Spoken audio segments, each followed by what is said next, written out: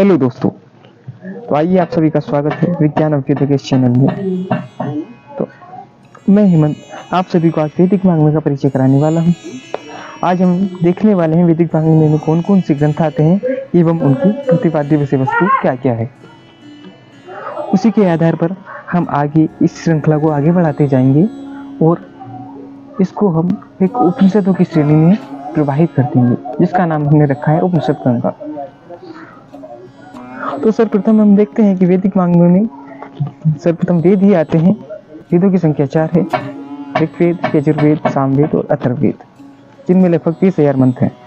कुछ विद्वानों का ऐसा मानना है कि प्रारंभ में वेद केवल एक ही था, किंतु वर्तमान समय स्थिति, लोगों की मनोस्थिति और उनकी स्मरण शक्ति को देखते हुए वो महर्षि कृष्णदेव राय ने वेदों के लगभग 4 पार्ट किए,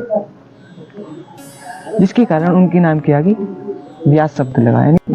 वेदों को विभक्त करने के कारण उनका नाम महर्षि कृष्णदेव राय ने वेद व्यास पड़ा। अब ऋग्वेद में हम देखते हैं यहाँ पे 10,000 मंत्र आते हैं, यजुर्वेद में 3750, सामवेद में 1975 एवं अथर्ववेद में 7260। एक हमारे आचार्य हुए विष्णुमित्र, उन्होंने वेद की एक परिभाषा दी है।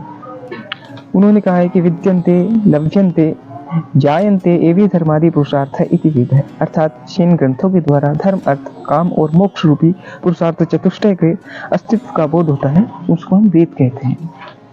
एक बहुत बड़े व्याकरणाचार्य एवं भाष्यकार हुए हैं, उनका नाम था आचार्य सायन। उन्होंने अपने शब्दों में एक वेद की डेफिनेशन दी है, वेद की परिभाषा की है कि इष्ट प्रापत्य निष्ठ परिहार्यो लौकिकम उपायम ग्रंथो यो वेद्यति स वेदः, अर्थात जो इष्ट प्राप्ति और अनिष्ट निवारण का अलौकिक उपाय बताए उसे वेद कहते हैं। सीधे अर्थों में हम इसे कहें तो जो उन्नति और प्रगति का मार्ग बताता है तथा दुष्कर्मों से होने वाली कुपरिणामों से बचने का उपाय बताता है, उसे हम वेद कहते हैं। अब यहाँ पे मुख्यतः हम वेदों का महत्व देखते हैं। वेदों का महत्व क्या है, हमें वेदों को पढ़ने की आवश्यकता क्यों है, वस्तुतः हम वेदों को क्यों पढ़ना चाहते हैं, हम आगे देखते हैं कि कुछ विद्वानों का कहना है कि वेद ही आर्य धर्म की मूलशिला है। आर्य धर्म मतलब कि श्रेष्ठ धर्म, मतलब कि धार्य तिथि धर्म है, यानी कि जो श्रेष्ठों के धारण करने योग्य विषय वस्तु है उसको हम आर्य धर्म कहते हैं। यानी कि धर्म के मूल तत्वों को जानने का एकमात्र साधन वेद ही कहा गया है। इसलिए महर्षि मनु ने मनुस्मृति में कहा है कि वेदो अखिलो धर्ममूलम, अर्थात वेद ही सर्व धर्मों का मूल है। और इसी को आगे बढ़ाते हुए कहा गया है कि वेद वो सर्व ज्ञानमय ही है, अर्थात वह सब ज्ञानों का उद्गम करता है, उद्गम है यानी कि मूल है। वहीं से ही सभी विषयों की, सभी ज्ञान की प्रतिपाद्य विषय वस्तु अवतरित होती है। और इसी को लेकर श्रीमद् भगवत गीता में आता है कि मैं ही ज्ञानेन सिद्धिश्रम पवित्र मही विद्यते, अर्थात ज्ञान के समान इस संसार में कोई पवित्र विषय वस्तु नहीं है। अब हम देखते हैं कि वेद में कौन कौन सी विषय वस्तु सामान्यतः आते हैं, जिन्हें आप सब भी जानते हैं। वेदों में लगभग दार्शनिक सिद्धांत आते हैं, जिसे आप फिलोसफिकल कहते हैं, फिलोसफिकल पॉइंट्स। एक राजनीतिक शास्त्र है जिसे आप पॉलिटिक्स बोलते हैं, एक समाज शास्त्र है जिसे आप सोशोलॉजी बोलते हैं, आध्यात्म है जिसे आप स्पिरिचुअलिटी बोलते हैं, मनोविज्ञान है जिसे आप साइकोलॉजी बोलते हैं, आयुर्वेद है जिसे आप मेडिकल बोलते हैं, गणित है, मैथमेटिक्स, भौतिकी है, फिजिक्स, रसायन शास्त्र है, केमिस्ट्री, वनस्पति शास्त्र है, जंतु विज्ञान है, प्रौद्योगिकी है, दृष्टि विज्ञान है, भूगर्भ विज्ञान है, अर्थशास्त्र है, नाट्य शास्त्र है, काव्य शास्त्र है और विविध प्रकार के सैकड़ों कलाओं का वर्णन है इसमें। वेदों को ही यहाँ पे परम प्रमाण के रूप में सनातन धर्म में स्वीकार किया गया है। ये कहे तो आर्य धर्म में, या कहे तो सनातन धर्म में, या सीधे सीधे हम कहे तो वैदिक धर्म में ही परम प्रमाण के रूप में वेदों को ही सर्व मान्यता प्राप्त है। इसके लिए कहते हैं कि प्रमाण्य बुद्धि वेदेषु, अर्थात बुद्धि के द्वारा हम वेदों का ही प्रमाण ग्रहण करेंगे, अन्य का नहीं। और इसी को आगे बढ़ाते हुए आस्तिक और नास्तिक की परिभाषा भी आपको वेद को ही आधार मानकर दी जाती है, क्योंकि आपके आस्तिक और नास्तिक जो ग्रंथ हैं वो मुख्यतः वेद पर ही निर्भर करते हैं। इसलिए महर्षि मनु ने कहा है कि वेद निंदक नास्तिक है, क्योंकि इसका एक कारण ये भी हो सकता है कि जो व्यक्ति जिस राइटर की पुस्तक पढ़ेगा निश्चित ही उस राइटर पर भी विश्वास करेगा। तो भारतीय परंपरा का जो मानना है कि वेद सृष्टि के आरंभ से उत्पन्न हुए हैं और वेद किसी व्यक्ति इसे इसकी कृति नहीं बल्कि ये ईश्वर का ज्ञान है। तो आप वेद पर विश्वास करते हैं तो निश्चित ही आप ईश्वर पर भी विश्वास करेंगे। अब यहाँ पे वेदों को अध्ययन के लिए देखते हैं। वेदों के अध्ययन के लिए मुख्यतः हमें वेदांगों की आवश्यकता पड़ती है। वेदांग कहते हैं वेदों के अंग। हम वेदों के अंग अवयव को जाने बिना वेद का अध्ययन नहीं कर सकते। तो यहाँ पे वेद के मुख्यतः 6 अंग अवयव माने जाते हैं, जिन्हें जो है शिक्षा, व्याकरण, छंद, नृत्य, ज्योतिष और कल्प। इसके लिए एक श्लोक भी आता है, शिक्षा व्याकरणम छंदो नृत्यम ज्योतिषम तथा कल्पश्चेति षडंगानि वेदस्याहुर्मुनिषिणः। अब वेद को ही वैदिक साहित्य के रूप में 4 भागों में विभक्त कर दिया गया। नंबर 1 पे आती है वैदिक संहिताएं, नंबर 2 पे आते हैं वैदिक ब्राह्मण ग्रंथ, नंबर 3 पे आते हैं वैदिक आरण्यक ग्रंथ और नंबर 4 पे आते हैं उपनिषद। वैदिक संहिताओं जो होती है उसमें वेद के मूल मंत्र दिए गए हैं। तो वेद की लगभग 4 संहिताएं प्राप्त होती है। ऋग संहिता ऋग्वेद की, यजुर संहिता यजुर्वेद की, साम संहिता सामवेद की और अथर्व संहिता अथर्ववेद की। उसके बाद में इनके ब्राह्मण ग्रंथ आते हैं। ब्राह्मण ग्रंथ जो होते हैं इन संहिताओं का व्याख्यात्मक पार्ट होता है, व्याख्यात्मक भाग होता है, जो कि यज्ञों की विषय विवेचना पर आधारित है। अब हम यहाँ पर ब्राह्मण ग्रंथ की उत्पत्ति देखते हैं कि ब्राह्मणम नाम कर्मणस्तन मंत्राणाम व्याख्यान ग्रंथ है।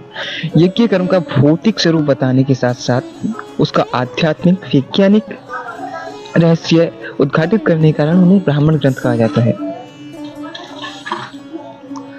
अब हम ब्राह्मण ग्रंथों की मुख्य प्रतिपाद्य विषय वस्तु पर दृष्टिकोण डालते हैं। ये ब्राह्मण ग्रंथ जो होते हैं यज्ञ एवं यज्ञ की प्रक्रिया का सर्वांगीण विवेचन करते हैं। यज्ञ मीमांसा की जो मुख्यतः 2 भाग प्राप्त होते हैं इन्हें। एक नंबर 1 है विधि भाग, दूसरा है अर्थभाग भाग। नंबर 1 है विधि भाग, जिसमें कि यज्ञ के विषय में बताया गया है यज्ञ कब, कहाँ और कैसे किया जाए, यज्ञ के लिए कितने ऋत्विज चाहिए और प्रत्येक ऋत्विज के क्या क्या कार्य हैं, यज्ञ के लिए क्या क्या सामान चाहिए एवं यज्ञशाला का निर्माण इत्यादि का जो विषय है वो आपका विधि भाग के अंतर्गत आता है। नंबर 2 है अर्थवाद भाग। अर्थवाद भाग के अंतर्गत ब्राह्मण ग्रंथों की अन्य प्रयोजन भी बताए गए हैं। नंबर 1 उसमें से निर्वचन आते हैं, दूसरा विनियोग, तीसरा है प्रतिष्ठान। निर्वचन में शब्दों की निरुक्ति बताई गई है, यानी अर्थात यज्ञ में प्रयोग होने वाली जितनी भी विषय वस्तु होती हैं या मंत्र होते हैं उनका वह नाम क्यों पड़ा और उन शब्दों की उत्पत्ति किस धातु से हुई। ठीक, उसके बाद में आता है विनियोग। विनियोग जो होता है यज्ञ की किस विधि में किन मंत्रों का प्रयोग होगा ये आपको विनियोग बताता है, या ये भी बताता है कि किस कार्य के लिए कौन सा मंत्र निर्दिष्ट है या कौन सा मंत्र आपको वहाँ पे बोला जाएगा, वो विनियोग के अंतर्गत आता है। इसके बाद में आता है प्रतिष्ठान। प्रतिष्ठान में आता है यज्ञ की विधि का क्या महत्व है, उसका प्रतिपाद्य विषय वस्तु का वर्णन करना। या ये भी प्रतिष्ठान में आता है कि पूर्व में वह यज्ञ किसने किया, किस व्यक्ति को या किस राजा को वो यज्ञ करने से क्या लाभ हुआ, या कौन सी प्रक्रिया छोड़ने के कारण उस राजा को क्या हानि हुई, ये प्रतिष्ठान के अंतर्गत आता है। उसके बाद में आते हैं आपके आरण्यक ग्रंथ। आरण्यक ग्रंथ जो होते हैं वो आरण्य में पढ़ाने के कारण उन्हें आरण्यक ग्रंथ बोले जाते थे। व्यक्ति 4 आश्रमों में से 2 को क्रॉस करने के बाद, 2 को पार करने के बाद तीसरे आश्रम में यानी वानप्रस्थ में जब पहुंचता था, वनों में यानी आरण्यकों में जब पहुंचता था, वहाँ पर जो उनका प्रतिपाद्य अध्ययन अध्यापन की विषय वस्तु थी उस विषय वस्तु को ही आरण्यक ग्रंथ के अंतर्गत ले लिया गया है। अब आरण्यक शब्द की उत्पत्ति देखते हैं हम। आरण्यक ग्रंथ शब्द की उत्पत्ति यानी आरण्य भव्य आरण्यकम, अर्थात आरण्य में होने वाला या वनों में होने वाले अध्ययन अध्यापन को हम आरण्यक ग्रंथ कहते हैं। ठीक है, मुख्यतः आरण्यक ग्रंथ जो होते हैं वो ब्राह्मण और उपनिषदों को जोड़ने वाली एक मुख्य कड़ी है। जो ब्राह्मण ग्रंथ में यज्ञों के दार्शनिक और आध्यात्मिक पक्ष का जो समन्वय हुआ है उसका पल्लवित रूप, उसका एक अगला स्टेप, अगला कदम जो है वो आरण्यक ग्रंथ है। आरण्यक जो है स्थूल से सूक्ष्म, भौतिकवाद से आध्यात्मवाद की ओर या मूर्त से अमूर्त की ओर ले जाने वाली ग्रंथ है। महाभारत में एक आरण्यकों को लेकर एक कथन आता है, वो भी देख लीजिए यहाँ पे कि नवनीतम यथा दध्नो मलया चंदनम यथा आरण्यकम च वेदेभ्य ओषधिभ्योऽमृतम यथा। अर्थात जैसे दही से मक्खन निकाला जाता है, मलय से चंदन और औषधियों से अमृत प्राप्त होता है, उसी प्रकार वेदों से ही हमें आरण्यक ग्रंथ प्राप्त होते हैं। आरण्यकों में जो मुख्य विषय वस्तु है वो प्राण विद्या है।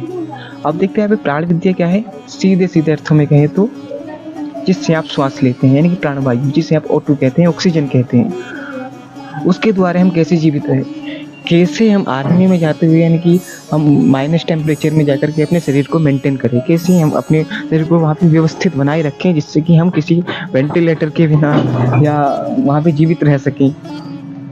ठीक। और उसके बाद में आते हैं हमारे उपनिषद ग्रंथ, जिसको लेकर के भारतीय ज्ञान परंपरा में एक अलग ही उत्सुकता है। वस्तुतः यहाँ पे देखने में ये आता है कि आपके जितने भी विद्वान भारतीय ज्ञान की ओर आकृष्ट हुए हैं वो मूलतः अधिकांशतः उपनिषदों को ही पढ़कर आपके यहाँ पे आए हैं। उपनिषदों की जब उन्होंने फिलोसफी पढ़ी, उपनिषदों का जब दार्शनिक सिद्धांत पढ़ा, उन्होंने देखा कि ऐसा ज्ञान हमें कहीं प्राप्त होने वाला नहीं है और न ही हुआ है। और वो उपनिषदों को आकर के फिर उन्होंने वैदिक वाङ्मय को खंगाला सबको। ये उपनिषद शब्द है उप और नि उपसर्ग के साथ में शब्द धातु से क्यों प्रत्यय करने से बनता है, जिसका अर्थ है सीधा सीधा दिखते हैं उप समीप नियमित निश्चय पूर्वक सदमित बैठना, अर्थात तत्व ज्ञान के लिए गुरु के पास निश्चय पूर्वक समीपता से उसके बैठना। जिस प्रकार वैदिक ब्राह्मण ग्रंथ वैदिक कर्मकांड के शिखर ग्रंथ हैं, उसी प्रकार वैदिक ज्ञान कांड का उत्कर्ष शिखर जो है उपनिषदों को मानते हैं। इसको वेदांत भी कहा जाता है। वेदों में अंत नहीं होने के कारण वेदांत कहते हैं, लेकिन वेदों का अंत ही है इसलिए इसको वेदांत नहीं कहते। Vedanta is the highest peak of the Vedas, यानी कि वेदों की उच्चतम श्रेणी, उसको हम वेदांत कहते हैं, जहाँ से खड़े होकर कि हम सर्वांग को विवेचन कर सकें कि वहाँ पर वैदिक ग्रंथों में क्या क्या कहा गया है, जीव ब्रह्म की उत्पत्ति या जीव ब्रह्म के विषय में या जीव ब्रह्म की व्याख्या कैसे कैसे की गई है। उपनिषदों में कहा गया है कि न वित्तेन तर्पणीयो मनुष्य, अर्थात मनुष्य के धन से अंतिम तृप्ति नहीं होती। व्यक्ति अपनी सुख की अनुभूति के लिए अन्य पदार्थ जुटाता है और अंततः कहता है कि मुझे शांति नहीं मिली। अब यहाँ पे ये भी कहा जाता है कि धर्मस्य मूलम अर्थ है, अर्थात धर्म का मूल जो है वो अर्थ है। और ये भी कह रहे हैं कि मनुष्य की धन धान्य से अंतिम तृप्ति नहीं होती।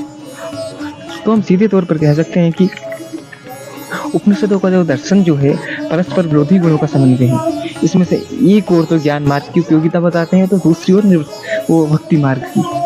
ठीक है, क्योंकि आपने वस्तुतः अक्सर देखा होगा कि जो ज्ञान मार्गी होते हैं वो भक्ति मार्गी को कहते हैं कि आपको राम राम रटने से राम नहीं मिलने वाले, उसी प्रकार जैसे कि रोटी रोटी रटने से रोटी रोटी नहीं मिलेगी। किंतु इनके बीच का जो सामंजस्य का मार्ग है वो कर्म मार्ग है। आप ज्ञान को प्राप्त कीजिए, कर्म कीजिए और उसके आधार पर भक्ति कीजिए, सबसे बेस्ट मार्ग माना गया है हर जगह पर।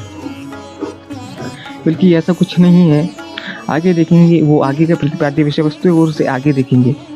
एक और उपनिषदों में प्रवृत्ति मार्ग की प्रधानता है तो दूसरी ओर निवृत्ति मार्ग की। एक और कहते हैं कि आपको बिना कर्म के कुछ नहीं मिलेगा, एक और कहते हैं कि कर्मण्यवाधिकार अस्ति, कर्म नहीं केवल आपका अधिकार है। और दूसरी ओर कहते हैं कि ब्रह्म सत्य जगत मिथ्या, तो ये भी इसी का ही आता है। एक और ये कहते हैं, एक और उपनिषद में आता है सर्वम खलु इदं ब्रह्म, ये पूरा संसार ब्रह्म है। तो दूसरी ओर कहते हैं यह संसार द्वैत और त्रैतवाद में बटा हुआ है, यानी कि जीव और प्रकृति में, जीव प्रकृति और ईश्वर में बटा हुआ है। तो यहाँ पर सर्वत्र जो अधिकांश उपनिषदों में विवादा यानी कि विरोधाभास, तो यहाँ पे उपनिषदों में विवादास्पद विषयों पर ही सामंजस्य का बोध हमें मिलता है, जैसे कि विद्या अर्थात भौतिकता और आध्यात्मिकता, जैसे कि श्रेय और प्रेम, जैसे कि ज्ञान और भक्ति, इससे जैसे कि एकत्व और अनेकत्व। हम मूल रूप से कह सकते हैं कि जिसका सीधा तात्पर्य यह है कि एकांगी दृष्टिकोण हानिकारक है, वो किसी भी क्षेत्र में हो। ऐसे आपकी स्टडी में हो, आप कहेंगे कि केवल अध्ययन ही सब कुछ है और उसी के चक्कर में आकर आपने भोजन इत्यादि छोड़ दिया, यानी कि भोजन में अनियमित वृत्ति, तो आपका शरीर का नाश होना निश्चित है। और आपका शरीर जहाँ गया आपका ज्ञान और ज्ञानार्जन सब नष्ट हो जाएगा। तो अब यहाँ पे उपनिषदों की संख्या भी मुख्यतः देख लेते हैं। तो कुछ व्यक्तियों का मानना है कि उपनिषदों की काफ़ी संख्या है, कुछ व्यक्ति 200 पद आते हैं, और लेकिन एक मुक्ति को उपनिषद आता है जिसमें उपनिषदों की 108 संख्या बताई गई है। ठीक है, और यहाँ पे 10 उपनिषद मुख्य माने गए हैं जो कि जिन्हें प्रमाणित माना है, और उनका भाष्य आचार्य शंकर ने भी किया है, और अन्य मतपंथ जितने संप्रदाय जितने भी हैं, और उनमें उनका अध्ययन अभी भी जारी है। जो आगे 10वें उपनिषद है उनकी ही हम आगे विशद चर्चा करने वाले हैं, जो कि निम्न प्रकार के हैं। ईश कटकेन प्रश्न मुंडक मांडुक्य है, ऐत्रेयम च छांदोग्यम बृहद आरण्यकम तथा। ठीक, धन्यवाद।